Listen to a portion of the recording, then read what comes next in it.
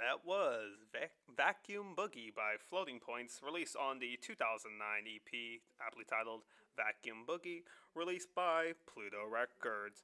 Good afternoon, listeners of Coffee Noise. I'm your host, DJ Marlin, and if you can't believe it, it's Tuesday once again.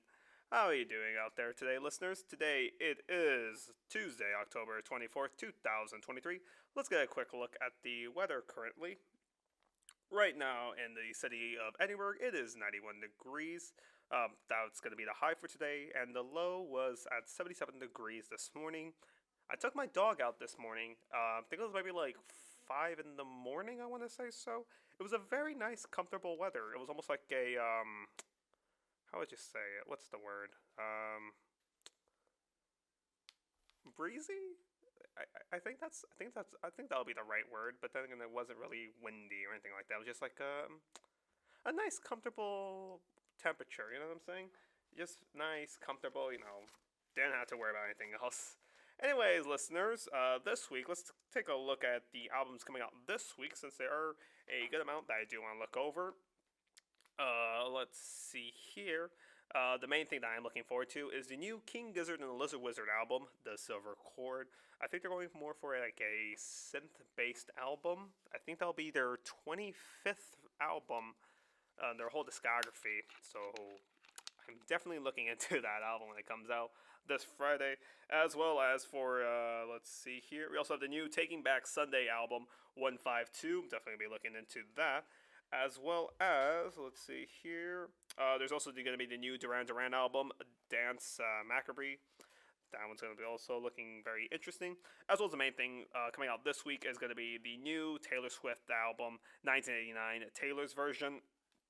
I'll personally check it out. I think that was like I think 1989 was probably one of the first Taylor Swift albums I heard. Maybe a few years back ago. I can't remember when. I think it was like back in high school, if I'm correct. Today's drink, I am not having an energy drink or coffee. I decided to get myself a Diet Pepsi, because I personally actually do enjoy diet sodas. I know some people say, like, oh, well, the sucralose and all that. Like, look, I don't care. As long as it tastes good. And regular soda kind of makes me a bit jittery, and a diet soda, it kind of calms me down. That's probably not a healthy thing now, looking back on it. But, yeah, I don't really know. Anyways, before we get back right into the music, let's talk about the next two tracks I'm going to be playing you for today. First track I'm going to be playing you is from the vaporwave artist Namesh. It's going to be the album the track Milk Channel, released off of, I want to say it was Orange Milk Records from, let's see here if I'm correct. The album came out in 2017 from the album Pharma. Very interesting vaporwave, almost like a breakcore dance album. Very interesting sound. I personally love it. If you're into the whole sampling bass, I think you'll definitely check that out. And then we're gonna finish it off with the track BM BM BM by Black Midi off their 2019 album Schlagenheim. Black Midi is an interesting band for me. I feel like, I mean, I'll let the song talk for itself, but it's very I think it's just the instrumentals. It's not trying to be subtle. It's harsh. And I think their debut album, I mean, I like all three of their albums, but I still put Schlagenheim, their debut, as my personal favorite Black Midi record. And it's not to say that Cavalcade or Hellfire was bad. They're not. They're amazing records. I think anyone who's interested in the new sound of rock should definitely check them out. But I feel like Schlagenheim, it does something different. Maybe it could just be they had the other guitarist in the band, so it kind of had an extra instrumentation there. But it's just, yeah, I don't know what to say. Let's just get into it. This is going to be Milk Channel by Namesh. That was Black Midi. Like I said, it's very loud, very abrasive. It's not trying to, how would I say it correctly? It knows what it is, and it's loud about it. That's what I like about it. Anyways, let's talk about things about in music news. Apparently, in 1 week from today, Spotify will stop counting user streams for this year for their Spotify Wrapped 2023. I already have a good idea of who's probably gonna make my top list. It's either gonna be, let's see, Max Richter or Stars of a Lid. That's probably gonna be my top two artists. My top genre this year will most definitely probably be ambient music because yeah, I just really got into an ambient kick this year, and yeah, I really love that. Oh my god, The Stars Lid, Brian McBride, The Dead Texan, or some other great.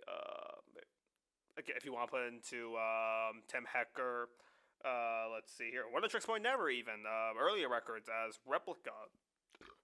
I think that's an amazing record, and I know a lot of people say, "Oh, it's his best album," but you know what? I think, yeah, if you want to be that group that says Replica is his best album, I wouldn't be mad at that. To be honest, it's a great record, so I really can't be angry at an opinion of what is an objectively great record. You know what I'm saying? So yeah. Anyways, also speaking of One of Tricks Point Never, the YouTuber Anthony Fantano, well known as the Needle Drop, is going to be interviewing him on Wednesday. I'll definitely be checking that out because, yeah, I really just like hearing Daniel Lopatin talk. I think he's doing the score for the new A24 show, The Curse. I think don't quote me on that, but I think he is doing that. Which he is. I'm very looking forward to that. Let's see. More of a personal news dealing with music. Ryuichi Sakamoto's son is going to be directing a concert film of his. Film taken before Sakamoto's death back in March of this year. To which he still has my pick of the best album this year, which was 12. If you haven't listened to it, it's more of a ambient style sound. Live recordings. It's very haunting. It's a very personal album without trying to be personal. You hear Sakamoto's breathing. He's very old. He was already old at that point. And yeah, I think it's just a very beautiful album, and I personally love the album cover. It's very simple, almost looks childlike, which I don't know if it was done on purpose or not, but I would like to think it has. Apparently, the final concert film would be called Opus, recorded over a span of 8 days. So I'll definitely be looking into that. Anyways, let's get back into the music. We're gonna kick it back to, let's see here, 1974 with Herbie Hancock. This is Spank-A-Lee from the album Thrust. Let's get into it. It is the start of the second half of this show. Right now, it is 3 o'clock. You just heard Herbie Hancock. Like I said, that was from the 1974 album Thrust. That album turns 50 years old next year. Herbie Hancock, I'm a very large fan of his. I think I first started hearing his music probably when I was in 10th grade. I think everyone's heard Headhunters, the track that's on it, Watermelon Man. Very great track. It's almost like a soul funk sound. I mean, if you watch the movie mid '90s, the A24 film, there's that scene where they're at the party and they're playing Watermelon Man. I think that's like perfect in that scene. I just really like jazz. Was it jazz music? I guess some would say it's a jazz fusion rock album. His early 70s to 80s inspired works. But yeah, I really like that track. It's a decently length track. That's 7 minutes. So yeah. Anyways, let's talk about the next track we're gonna be playing. We played from the album before. We're gonna be playing some Bark Psychosis. It's gonna be the track Absent Friends. This, as I said before, this was the album that coined the term post rock in a 1994 review of the album. I believe it was by Simon Reynolds, I believe. Yeah, Simon Reynolds, to describe the sound. It's there's a hint of jazz there, but it's not enough to be called jazz rock or rock jazz. It's a post rock. It's very difficult to put down what exactly it is. Instead of going for like traditional structures in rock music. It more goes in detail of the textures, the rhythm. Even some people describe it as the taste of it. Not really a big fan of that description, but if that works for you, I wouldn't be against it. But I don't really see how people say, "Oh, it's the taste of post rock." Doesn't make sense, to be honest. Really doesn't. But yeah, this album came out in 1994, like I said before, and it's one of my favorite albums. It's one of the few rare 5 out of 5 albums that I personally have. Right now, that list is up to 30 albums or 30 releases that have gotten 5 out of close to 2,000 ratings. And this album, like I said, I heard this album a few years back. I think it was in high school. I think it was when I graduated high school. I put on this album in full, and it was beautiful. I mean, I stayed up till maybe like 5 in the morning listening to the album over and over and over again. It was really something special, and I think the album cover really adds onto it. It's more of like looking over a city in the early, very early morning. In the morning, the sun's coming up. You have that purple haze in the sky. Oh, I just love that. I really love the early mornings. As much as I hate waking up early in the mornings, like I said, I wake up sometimes 4:35 in the morning, because my dog he has to go outside. Sam needs to go use his restroom. But those early mornings when you're just looking out, they be hitting differently. All I'm saying, it's really beautiful. It's really calming almost. Yeah, I just really like that feeling. Although I do not like morning dew. I know some people like the morning dew. It's like I like the feel of it. I hate it because it gets all over my slippers.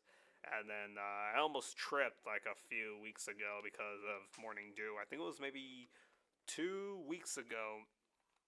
I took my dog out and I almost tripped on his leash because the ground was slippery. And I was like, "Why is it slippery?" And then it hit me. It's like, "It's dew. That's why." Uh, well, I can't get what I always want. Anyways, let's get into the track. This is Absent Friend. And we're back. Like I said, that was Absent Friend by Bark Psychosis. Let's see. Before we get into the last two tracks today, one of my friends today talked to me earlier, asking, what's the deal with Apple Music, streaming-wise, quality-wise? As many of the listeners will know, while I do use Spotify a lot, I also use Apple Music equally. I use it when making playlists, figuring out, okay, want to do this, want to do that, and just set up personal listening sessions that I personally want to do. Recently, well, not recently, but about a year, about a year and a month, about a year and some months ago, Apple Music added higher quality. They added CD quality across the board. Now, it's important to mention, okay, what exactly is CD quality? I can be tossing at you a lot of terminology, but many people be like, okay, but what does all this mean? Usually with streaming services, you're not getting the full audio data as, let me put it this way. Hypothetically, pretend I have a CD and the streaming on Spotify. Let's say, for the sake of this argument, for a classic album, Stop Making Sense, the live album by Talking Heads. The CD is going to be at CD quality, which is 16 bits. Streaming wise, we're only looking at 300 at the high end, 320 kilobits per second. There's a lot of audio data that is thrown away, mainly for allowing the song to load up faster for the listener.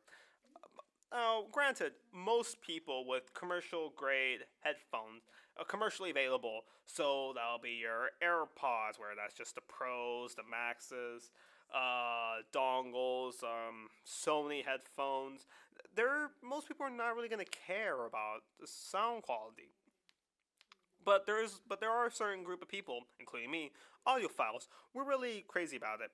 So recently, Apple Music, not recently, like I said, they added 16-bit quality across the board. That's very good. I know other streaming services, as Tidal and Qobuz, it costs more, but the benefit was that, well, I get 16-bit quality across the board. Then Apple Music came in and they gave it to everyone without raising the price. Granted, Tidal and Qobuz, they are smaller companies, and Apple Music very larger. They're able to pump more money into it. But then it got to me thinking, how is it streaming wise? Say I want to stream it to a DAC or an amp, that kind of stuff. People use externals. There's a great YouTuber, Darko Audio. He does reviews of audiophile gear that really got me into this thinking space. Between AirPlay 1, AirPlay 2. If you're really into that, it's a whole discussion about is it really worth it. Me personally, would I say hi-fi is dead? Well, for the general market, yeah. I mean, let's be honest. If I was to think of Qobuz and Tidal, only around 10% or so of the entire catalog is in high-res quality. The majority of it is going to be at CD quality. And granted, there is a major difference between CD quality and which is 16-bit to 24-bit. For the general market who just listens to tracks at 320 kilobits per second, the jump to CD quality is really good. So would I say there's a major issue there? Yes and no. I mean, as an audiophile, I would love to see a reemergence of hi-fi sound. But then, as a normal everyday person who just puts on earphones while going for a walk, it's not something that I'm really bothered about. You know what I'm saying? It's difficult to really put down. Anyways, let's get into the last two tracks of today's shows. We're going to be playing Peel Street by Squid off their album Bright Green Fields. And then we're going to finish it off with some African rock music. Let's start off with Squid. And that wraps up for today's show's listeners. Today we played 7 tracks spanning across, let's see, electric music, breakdown, vaporwave, post-rock, jazz rock, noise rock, and finishing it off with classic, I wouldn't say classic, but a relaxed African rock sound vibe, which I personally liked.